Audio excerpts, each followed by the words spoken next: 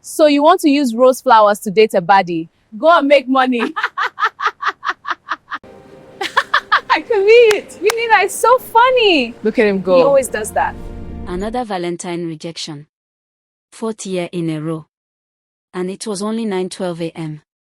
Connor Adeyemi was the kind of man people describe with sympathy. Good boy, but. Always the but. He was hardworking, but broke. Kind, but invisible. Honest, but unlucky. He worked as a dispatch rider for a small printing company on the mainland. Every day he rode under the hot sun delivering flyers, banners, and wedding programs to people who were living the life he kept dreaming about. He knew the smell of success, because he delivered invitations to it. But success never invited him inside. His room was a single space behind a mechanic workshop. The ceiling fan rotated like it was tired of living. The mattress was thin enough to remember every bone in his back. Still, he kept a small mirror by the door. Every morning he looked into it and said, one day. Even when he didn't believe it. Connor believed in love, dangerously. He wasn't chasing rich girls. He wasn't chasing flashy girls. He just wanted someone who would look at him and not see lack first. But every February was the same movie with different actresses. Last year, rejected because he didn't own a car. 2 years ago, rejected because he couldn't afford a fancy dinner. 3 years ago, rejected because I like my men ambitious. He wanted to ask, how do you show ambition when you are busy surviving? Still, he tried again every year. Because hope is stubborn. That afternoon, his best friend Sadiq met him at a roadside booker. You tried again, ABI? Sadiq asked, already laughing. Connor sighed. How do you always know? Because every Valentine your face looks like Nigeria lost a match. Connor managed a smile. Sadiq shook his head. My brother, love is expensive now. It has subscription fee. I'm not asking for much, Connor said quietly. That's the problem. Girls don't want not much. They want upgrade. Connor stared at his plate. Maybe next year. Sadiq leaned closer. Or maybe, stop trying to impress and just be yourself. Connor chuckled. Myself is poor. Temporary, Sadiq corrected. Connor didn't argue, but his silence disagreed. That evening, the sky looked bruised with rain clouds. Connor was sent to deliver printed brochures to a hotel on the island. The boss warned him. Deliver it tonight or salary will wait. So he rode through heavy traffic, cutting between buses and impatient horns. By the time he crossed the bridge, rain began to fall, not gently, but like it was angry. Road visibility dropped. Headlights smeared into streaks. Then he saw it. A car smashed into a roadside pole. Smoke rising. Driver door half open. Hazard lights blinking like a cry for help. Most vehicles slowed, looked, and drove on. Connor slowed too. But he didn't drive on. He parked. Ran toward it. Inside was a young woman, unconscious, blood at the side of her forehead, phone on the floor, airbag deployed. Hello. Madam. Can you hear me? No response. Rain poured harder. Connor looked around. Nobody was stopping. He made a decision that would change his life. He lifted her out. Flagged down a taxi. Hospital, fast. The driver hesitated. Oga, this one is police matter. Oh. I will pay, Connor said, not knowing how. The driver drove. Connor held her hand the whole ride so she wouldn't slip away into silence. He didn't know her name. He didn't know her story. He only knew, leaving her there wasn't an option. And sometimes, destiny enters your life not with introduction, but with emergency lights. By the time they reached the hospital, Connor's shirt was soaked, rain outside, sweat inside. "Nurse! Please help," he shouted as they rushed through the emergency entrance.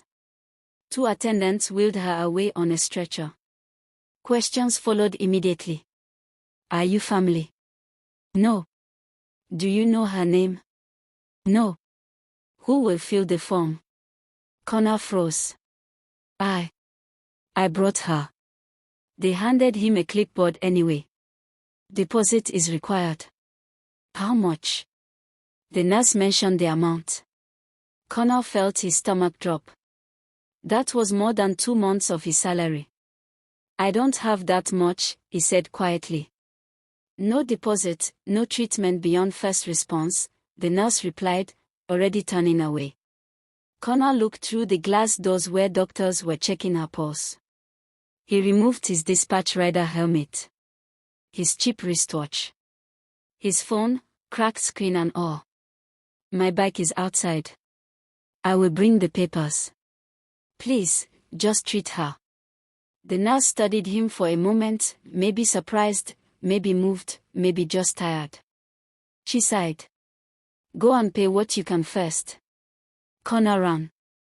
He paid almost everything he had saved, the money meant for rent balance and food. The receipt printed slowly like destiny thinking. When he returned inside, she had been stabilized. "Head injury," the doctor said.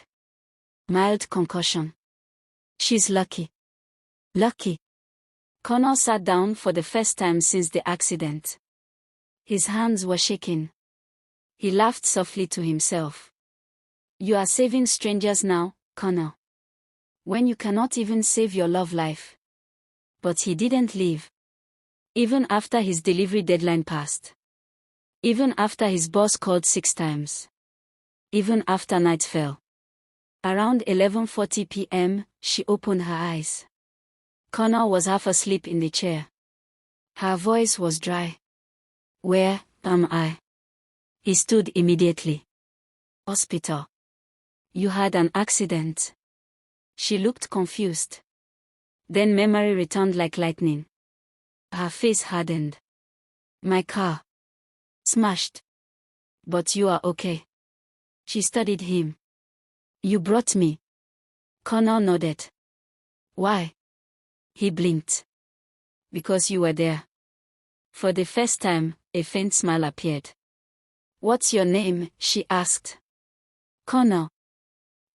She paused, then said softly, "Ada." It wasn't her full name, but it was enough for now. "Thank you," she said.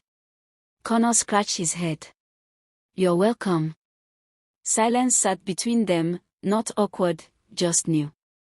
Then she asked, "Did anyone call from my phone?" He picked it up from the table. It was locked. She turned away. "Good." That answer carried pain. Connor noticed, but didn't ask. Nollywood rule number 1, wounded hearts talk when ready. He left around midnight after confirming she was stable. Outside, rain had stopped. His boss sent a message. "You are fired if that delivery didn't reach." Connor stared at it. Then at the hospital building. Then at the message again. He exhaled slowly. "Some losses are investments," he murmured. He began the long walk home because he had sold his remaining fuel money to complete the hospital deposit. The next morning, Sadiq nearly choked on his bread when Connor told him everything. "You used your rent money for a stranger?" Connor shrugged. "She would have died. And if she is a criminal?" "She didn't look like one." Sadiq held his head. "My friend, poverty is already beating you, now you are helping it." Connor laughed. "I'll survive." "You always say that like a motivational speaker with no sponsors." Connor went back to the hospital that evening. He didn't know why. He just did. Ada was sitting up now, hair tied back, bandage on her forehead. Even without makeup, she carried quiet elegance, the kind that doesn't beg to be noticed but always is. "You came back," she said. "Yes. Family." No. Friend. He thought about it. Maybe in progress. She smiled. He brought oranges in a nylon bag, the cheapest fruit option. She accepted them like they were rare gifts. You didn't have to, she said. I know, he replied. That answer surprised her more than the oranges. They talked. Light talk. Safe talk. Weather. Traffic. Bad Lagos drivers. But emotions moved underneath like deep water. Finally she asked, why were you riding in that rain? Work. What do you do? Dispatch rider. She nodded slowly, not with pity, but interest. Most people responded to his job with polite disappointment. She didn't. And you? Connor asked carefully. She hesitated. Business, she said simply. He didn't push. When visiting hours ended, Connor stood to leave. Connor. Yes. Thank you, for staying. He smiled. Rest well.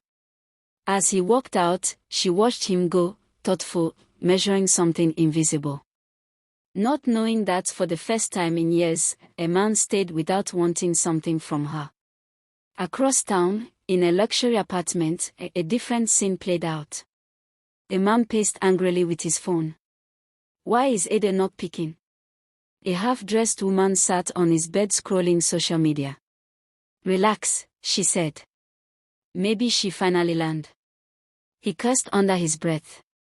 He didn't know Ada had seen everything. Didn't know she walked in early. Didn't know the crash happened because tears blurred her vision. Didn't know his replacement had already entered the story, on a motorcycle, in the rain. Connor told himself he would only visit once more. Just once, to confirm she was fully fine, then he would disappear back into his normal, struggling life. But life rarely respects such plans. The next evening, he returned again. And the evening after that.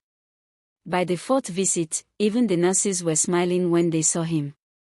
Your wife is asking for you, one of them joked. Connor nearly dropped the food flask he brought. She is not my wife, oh. The nurse laughed. Not yet. Connor shook his head, but his ears felt warm. Ada was stronger now. Sitting upright. Reading messages. Ignoring most of them. You look like someone important, Connor said, noticing how many calls flashed across her screen. I look like someone tired, she replied. He set the flask down. I brought jollof rice. Don't ask where from, secret location. She opened it and inhaled. This smells like real effort. It is called budget effort. She laughed, properly this time. It was the first time Connor saw her laugh without pain behind it. It hit him unexpectedly, like sunlight through cloud. Did your family come? He asked. Yes. And? They wanted to move me to a private suite. Good. I refused. Connor blinked. Why? She looked at him for a moment. Because then you would stop coming. Connor didn't know what to say. So he said the safest thing. Eat before it gets cold. They began talking more deeply now. Dreams. Childhood. Failures. Connor found himself telling stories he normally hid, like how he once gained admission but couldn't continue after his father died. I kept telling myself, next year, he said quietly. Next year came 5 times. Ada listened, really listened, not the polite kind. You don't sound like a quitter, she said. I am not. I'm just delayed. She nodded slowly like she understood more than the words. What about you? Connor asked. Your business, what kind? She stirred the rice without eating. Family company. Oh. Big one. Depends who is measuring. He laughed. That means big. She smiled faintly. Something like that. She didn't mention multiple branches. Oil service contracts. Real estate holdings. Her name on magazine covers. She wanted, for once, to be spoken to without calculation. Connor gave her that without trying. 2 days later, Connor's landlord visited his room. I heard you lost your job. News travels fast where walls are thin. Connor nodded. Rent balance, 3 days. I know. No story, please. No story, Connor agreed. When the landlord left, Connor sat on his mattress and stared at the ceiling fan turning like slow judgment. He checked his wallet. Transport money left, small. Food money left, smaller. Regret, none. He surprised himself with that. At the hospital, Ede noticed the change immediately. You look thinner, she said. Hospital lighting reduces body weight. She folded her arms. Connor. He sighed. I lost my job. She waited. That delivery night, I didn't make it. Because of me. Because of a choice, he corrected gently. Guilt crossed her face. I can fix that, she said quietly. No, Connor replied instantly. She looked up, surprised. Why? Because help that comes too fast can change how people see you. I don't want to become your charity project. She studied him, long, reassessing. Not charity, she said softly. Respect. Connor smiled. Then respect me enough to let me struggle small. That answer stayed with her. That night, after he left, Ede made a call. Find him, she told her assistant. More. The dispatch rider who brought me to St. Gabriel Hospital. Name Connor Adeyemi. Yes, Ma. And don't interfere with his life. Pause. Just watch. The cheating boyfriend finally arrived the next day, with flowers and a rehearsed sad face. Ede stared at him like a stranger at the wrong address. I was worried, he said. She said nothing. I heard you had an accident. She still said nothing. He sat down. Baby. Don't. The word was calm, but final.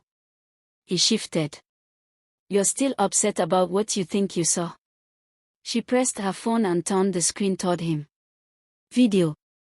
Security camera clip from his living room. No argument survived the evidence. He swallowed. I can explain. You already did, she replied. With your actions. He tried a softer tone. It didn't mean anything. Ede leaned forward slightly.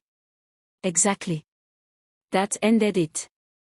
Connor arrived during the final minute of that conversation, but stopped outside the door when he sensed tension. He waited. The boyfriend stormed out past him without looking. Connor entered slowly. Visitor, he asked. Former, Ede said. He nodded, not asking more. You didn't ask, she noticed. You didn't invite the question. She smiled. Connor. Yes. Valentine is in 5 days. He laughed. I am aware. National rejection season. What if, she began, then stopped.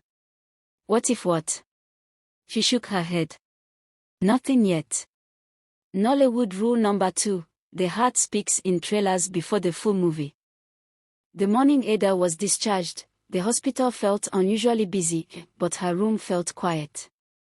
She dressed slowly, carefully, not because she was weak, but because she was thinking. Her driver waited downstairs. Her assistant had already arranged everything. Her family expected her home. But her eyes kept drifting to the door. He will come, she told herself, though she never asked him to. At exactly 9:17 a.m., Connor appeared, slightly out of breath, holding a small nylon bag. I brought gala and yogurt, he announced. Discharge celebration package. Ada laughed. You're late. I ran part of the way. Transport money is now a rumor. She shook her head, smiling. Then something in her expression softened, deeper than humor. You really came? Of course. He placed the bag down. Suddenly the moment felt bigger than snacks and jokes. So, Connor said lightly, you're going back to your depends who is measuring business life. Yes. Good. You say that like goodbye. He shrugged. People from different floors don't share the same elevator for long. She studied him carefully, that quiet dignity again, no begging, no clinging. It moved her more than grand gestures ever had. Downstairs, 3 black SUVs waited. Connor stopped walking. Are they filming a movie? Ada smiled. Something like that. Uniformed driver stepped forward. Good morning, Ma. Connor blinked. Looked at her. Looked at them. Looked back at her. You didn't say you were government. I'm not. Then you're something serious. Connor, she said gently, I told you, family company. Company that owns roads. She laughed. He scratched his head. Okay. I have been underestimating your depends. And I have been respecting your dispatch rider, she replied. That landed. Before she entered the car, she turned to him. Will you come see me? Connor hesitated. Where? She wrote an address on a card and handed it to him. He read it and nearly choked. I can't even enter that gate with confidence. Use my name. He raised an eyebrow. Which one? You gave me only Ada. She smiled. Ada is enough. Then she entered the car. The convoy drove off. Connor stood there holding gala, yogurt, and a card that felt like a plot twist. That afternoon, Connor returned home to find his belongings outside. Not many, which made it worse. The landlord stood with arms crossed. I gave you 3 days. Connor nodded.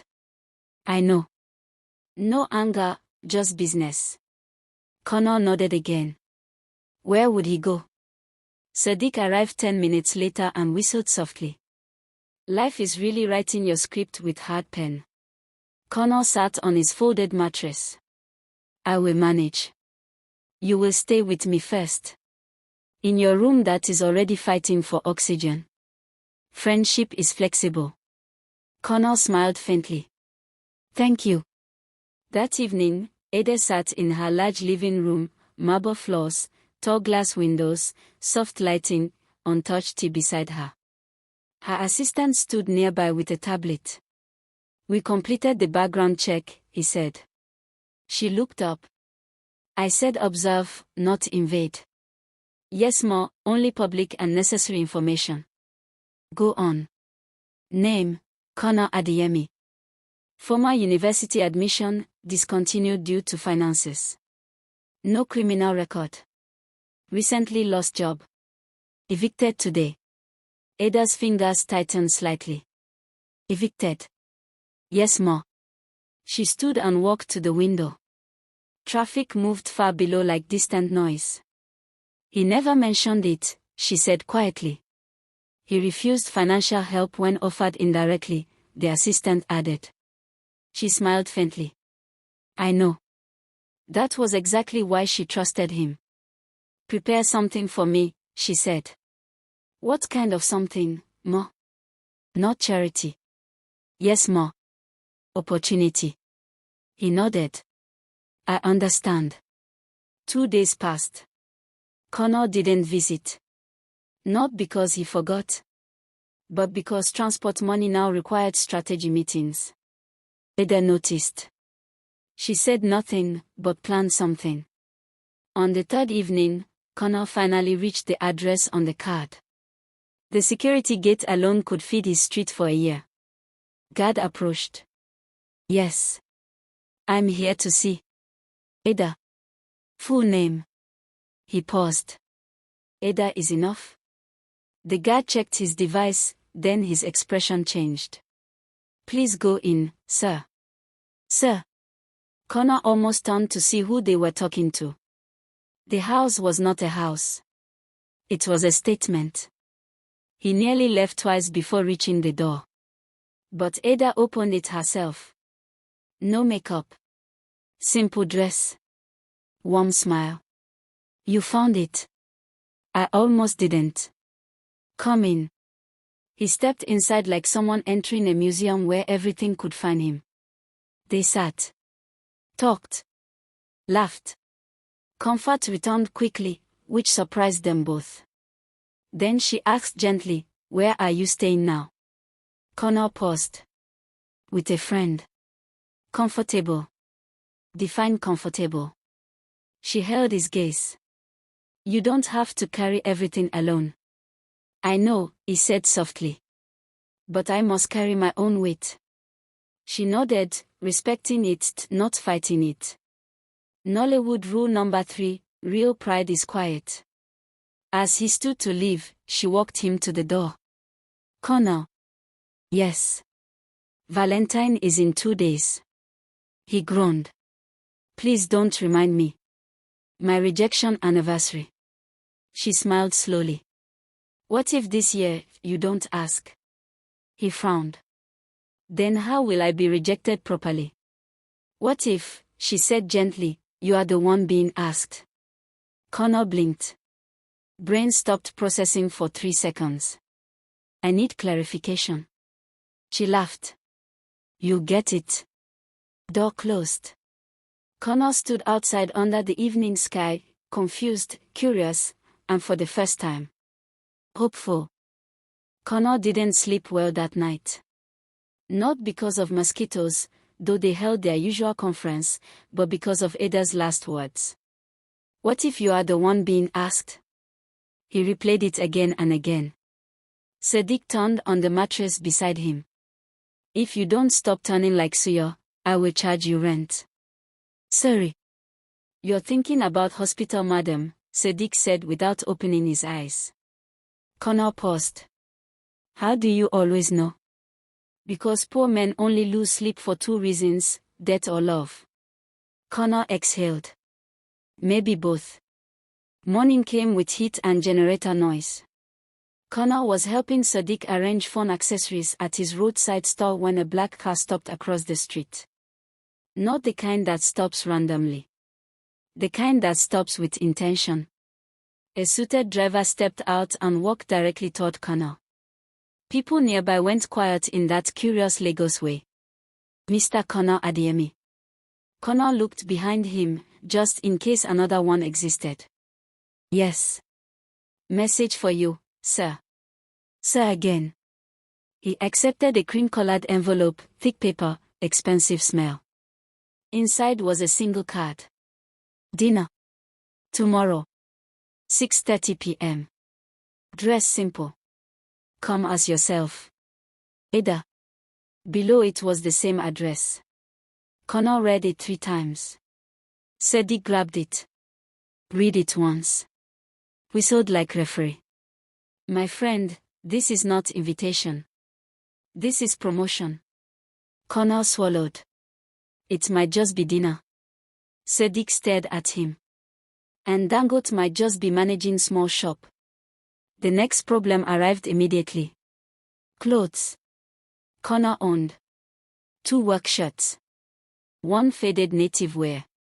1 special occasion shirt that retired from brightness years ago. He chose the retired brightness. Sadiq ironed it like a ceremonial duty. "If this girl is who I think she is," Sadiq said, "your life is about to change." Connor shook his head. "I'm not going there for that." "I know. That's why it might." Meanwhile, Ada sat with her event planner. "Yes, private," she said. "No press. No social media leaks." "Understood, Ma." Outdoor garden setup. Warm lights. Live acoustic band. Valentine theme. She smiled slightly. "No, honesty theme." The planner blinked. "We will interpret." Valentine's evening arrived dressed in soft sunset colors. Connor almost didn't enter the gate again, even though they now greeted him by name. Inside, the garden had transformed. Not loud. Not flashy. Elegant. Golden string lights between trees. Soft music floating. Dinner table for two under a canopy of flowers. Connor stopped walking. "This is not dinner," he whispered. Ada approached from behind. "It is," she said. "Just properly arranged." He turned, and forgot language briefly. She wore a simple red dress, graceful, calm, not trying to impress, succeeding anyway. "You look," he began, then gave up, then tried again, like effort. She laughed. "That is a new compliment." "It is honest."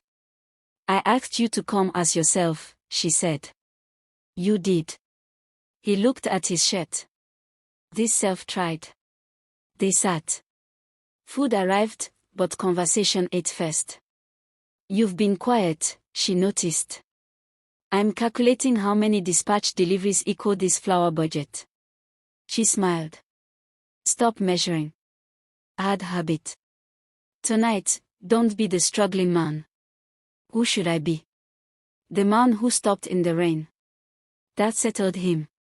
Midway through dinner, she asked softly, "Connor, why do you think you were always rejected?" He shrugged. "Market forces." "Be serious." "Because I didn't have what they were looking for." "And what are you looking for?" "Someone who sees beyond what I have." She held his gaze. "Good," she said quietly. "Because that is exactly what I did." He felt that sentence land somewhere deep. Music softened. Wind moved gently. She stood. Connor looked confused. "Did I fail table etiquette?" She extended her hand. "Connor Adeyemi." He stood slowly. "Yes." "Every year, you asked." He blinked. "Every year, you were rejected." He exhaled. "Statistically consistent." She smiled. "Tonight, I am asking." His brain stalled again. Nollywood pause. Full 3 seconds. "Connor, will you be my Valentine?" Silence held the garden. Even the band stopped playing, by instruction. Connor stared at her like someone offered him a future written in surprise. "You're serious?" he said quietly. "Very." "Not pity?" "No." "Not charity?" "No." "Not experiment?" She shook her head gently. "Choice." His voice came out softer than expected. "Yes." Not loud. Not dramatic. But full. "Yes, I will." Music resumed. Somewhere, a staff member wiped a tear. They danced, awkward at first, then natural. Connor laughed halfway through. "If my old crushes see this, they will think it's AI generated." Ada smiled. "Let them update their software." Later that night, sitting side by side, he asked, "There's something I still don't know." "Yes." "How rich are you, exactly?" She thought for a moment. "Rich enough to not need a man's money." He nodded slowly. "Good," he said. She raised an eyebrow. "That's your response?" "Yes." "Why?" "Because then, if you choose me, it's real." She looked at him with new depth after that. Respect upgraded again. As he prepared to leave, she handed him a small box. He opened it. Inside, a motorcycle key. Brand new. He stared. "I can't accept this." "You can," she said calmly. "Why?" "Not gift." He waited. "Job." Now he listened fully. "Logistics manager trainee for one of our subsidiary delivery companies. Training salary included. Bike required. You qualify." He searched her face. No pity there. Only intention. "Opportunity," she repeated. Connor closed the box slowly. This time, he accepted.